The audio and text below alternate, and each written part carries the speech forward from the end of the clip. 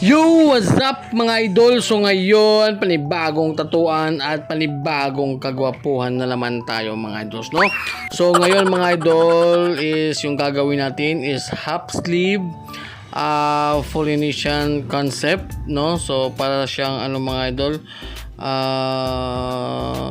yun nga, parang Polynesian na may dragon yata to mga idol, no? So titingnan natin kung makakayanan ba to ni Boss Idol Lance. So si Idol Lance nga pala mga idol is repeated client na natin to, no? So parang pang tatlong beses niya na itong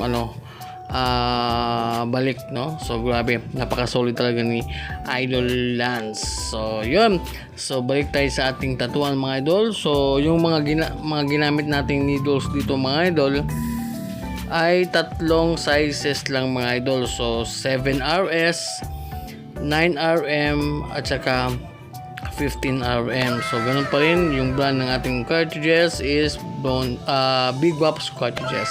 You know, natapos na pala tayo mga idol, so hindi natin namamalayan, hindi konti lang na video natin, no? So pero sige lang, ito yung ating final result mga idol. So after ng 8 hours of pain mga idol, so medyo mataas-taas yung ating tatuan dito. So yun, no, napaka-astig mga idol, no? Talagang nakayanan ni Idol Lance ng 8 hours of pain. So partida yan mga idol, no? Galing pa yan ng work, tapos diretso na sa session namin. So yun, maraming salamat Idol Lance. At syempre kung umabot ka hanggang dito, so don't forget to like, comment, and share mga idol. So yun lang yung ating video ngayon, and happy Sunday mga idol.